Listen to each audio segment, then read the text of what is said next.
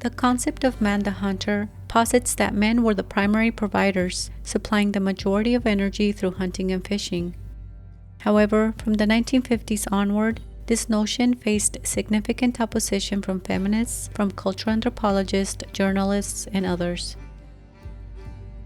They highlighted ethnographic and anthropological studies from the 19th and 20th centuries, which suggested that the diets of hunter-gatherer populations were varied and heavily reliant on gathered plant foods. These findings indicated that there was no universal diet, let alone one solely based on hunting in pre-agricultural societies. Consequently, the idea of man the hunter was largely and erroneously dismissed in favor of the belief that women, through gathering plant foods, contributed the majority of energy in most hunter-gatherer societies. Essentially, they were arguing that Paleolithic people were heavily dependent on plant-derived foods gathered by women, but also that hunting played a lesser role and that hunting activities were not exclusively male-dominated. This perspective became firmly entrenched in academic circles and has been perpetuated as prevailing dogma. However, as this video will illustrate, Paleolithic humans were primarily reliant on hunted meat that was primarily hunted by men, and thus the concept of man the hunter has validity.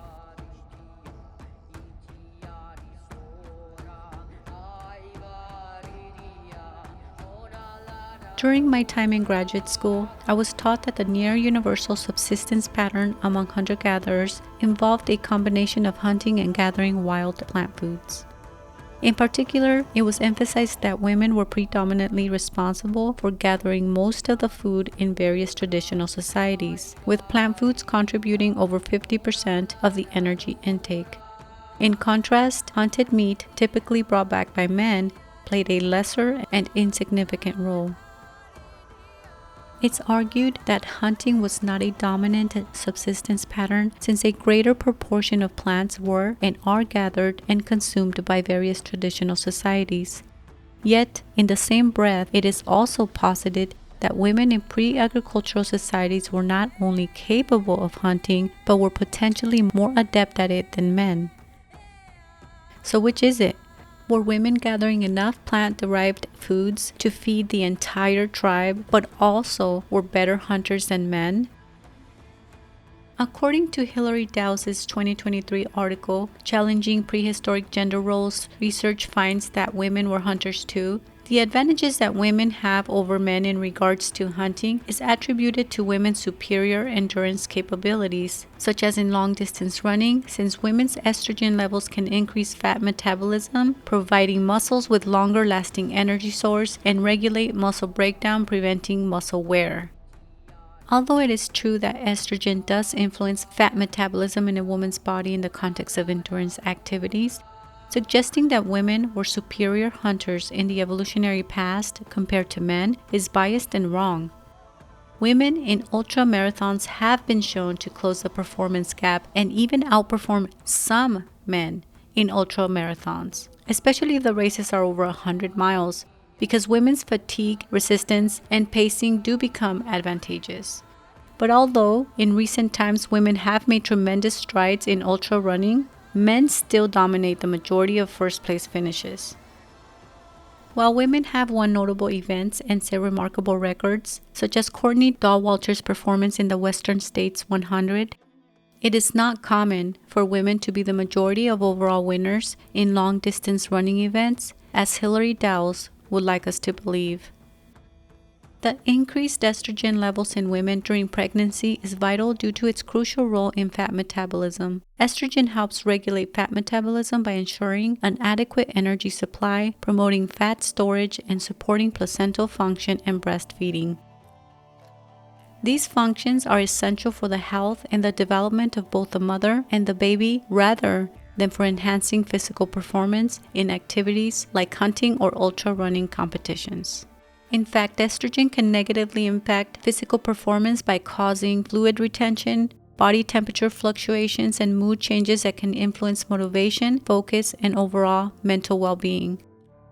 This is the reason why athletes do not use estrogen to enhance their athletic performance. Instead, they use estrogen blockers or aromatase inhibitors to prevent the conversion of testosterone into estrogen, as higher testosterone levels positively impact athletic performance. The fact that testosterone and other anabolic steroids are the substances commonly abused in sports says a lot about their importance in muscle building and performance enhancement over estrogen. It's an unequivocal fact that on average, men possess distinct biological advantages in athletic and hunting performances over women.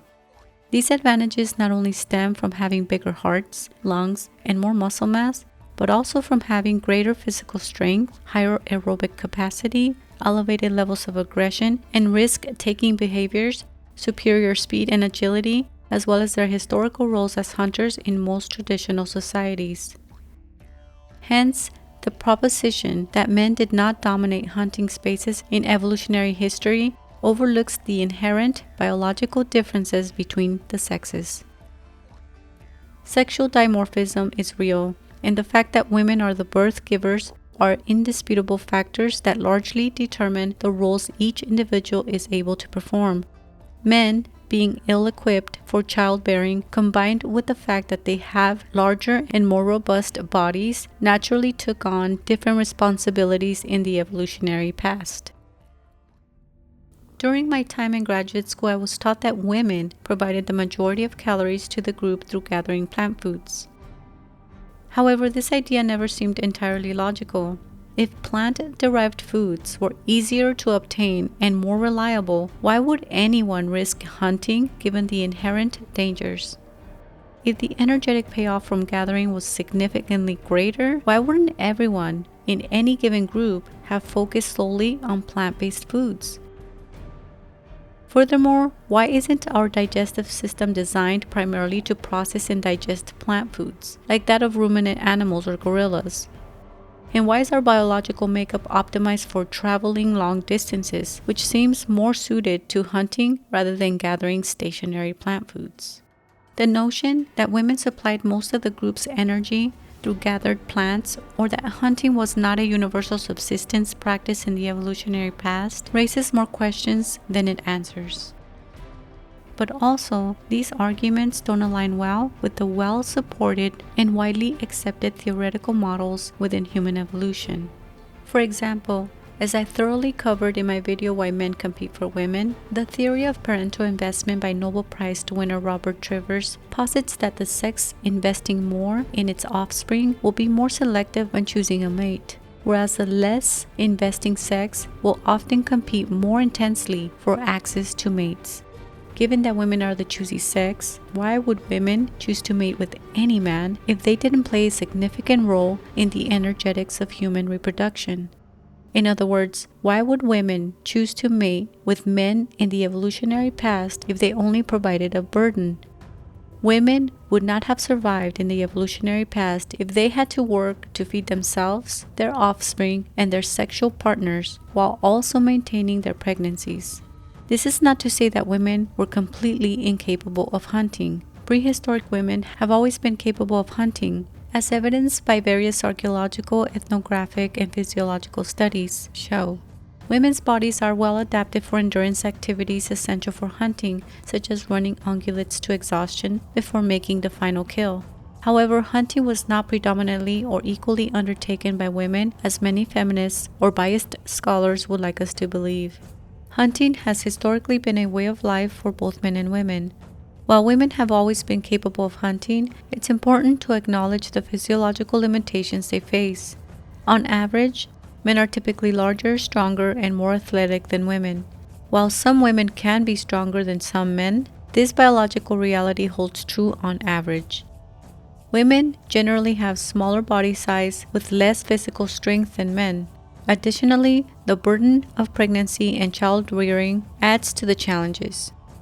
Pregnant women carry extra weight, experience a shift in their center of gravity, face increased fatigue, and have loosened joints due to the hormone relaxin, making them more susceptible to injuries. Pregnancy also leads to increased blood volume and heart rate, making it difficult to maintain the same level of cardiovascular fitness as before pregnancy. The growing fetus can pressure the diaphragm, making it difficult to take deep breaths during demanding physical activities, to name some, but not all the physical limitations. It's a biological fact that these and other physical changes can significantly impact a woman's hunting abilities. These biological impediments should not be easily disregarded. They are significant. This doesn't mean that women are weak or valued less. Women's energy is largely allocated to other crucial tasks that I would argue are even more important than being an expert hunter in any given group, such as creating and raising tribe members through the energetically expensive tasks of childbearing, breastfeeding, and caring for children. This is not a weak undertaking. It's one of the most important roles in ensuring the survival of humankind. Women's value should not be tied to how well they match a man's physical prowess, but rather to their remarkable ability to nourish and grow a human being. With this in mind, it would have been extremely costly for women to provide energy for an entire family through either hunting or gathering plant foods. The energetic cost would be even higher if the primary food source was gathered plants, as they are significantly less nutritionally dense than animal-based foods and offer a lower energetic return for the effort required to gather them. Maintaining the majority of the energy supply for a group would have been challenging in the evolutionary past, especially considering that women also bear the additional burden of childbearing. Nevertheless, this was the information I was presented with in graduate school at that time. I had to accept it as correct, since it was the only data provided by my professors. Little did I know that this dominant and dogmatic mantra within the field of anthropology was largely based on a single quantitative dietary study of African hunter-gatherers and a limited compilation of ethnographic studies of 19th and 20th century hunter-gatherer populations conducted and published by anthropologist Richard B. Lee in 1968. Between 1963 and 1965, Richard B. Lee collected data to analyze the subsistence patterns of the Kung Bushmen of the Kalahari Desert in Botswana. His analysis revealed that the Kung Bushmen primarily relied on gathered food sources provided by women, with 67% of their food coming from gathered sources and only 33% from hunted meat. Additionally, Dr. Lee compiled data from 58 hunter-gatherer societies listed in the ethnographic atlas. This compiled data showed that on average these societies consumed 65% of their food from gathered sources collected by women, while hunted meat contributed just 35% of their diet. Unfortunately, anthropologists and others took Lee's published study and assumed that the main source of subsistence of hunter-gatherers was plant-derived foods.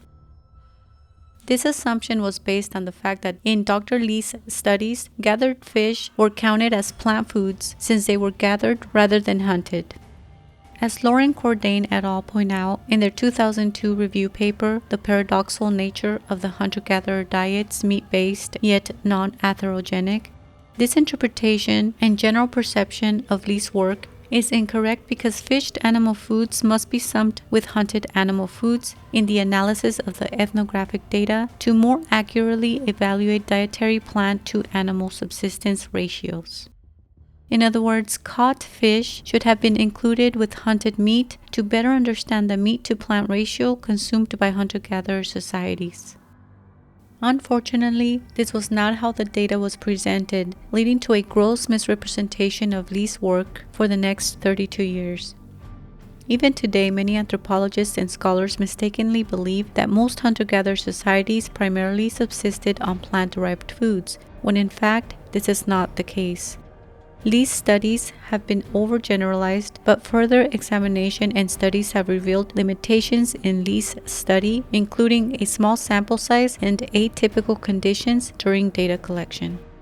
Contrary to Lee's initial findings, subsequent studies indicate higher hunting success by Kung Bushmen who acquire significant amounts of meat, contributing to the majority of energy to their diet.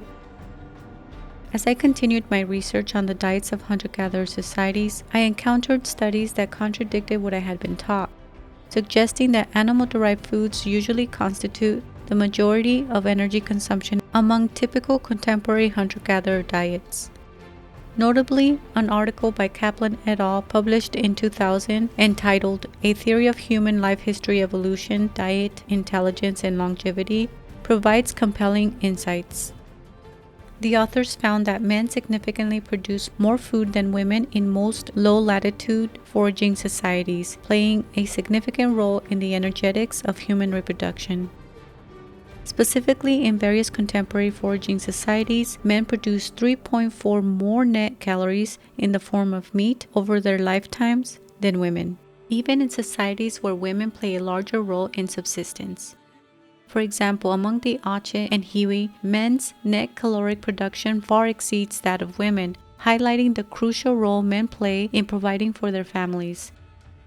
In nearly all 10 foraging societies studied, it was found that men supply the majority of protein in the diet, which is vital as higher protein intake provides essential nutrients, boosts weight gain, enhances immune function, and improves survival rates for women and children.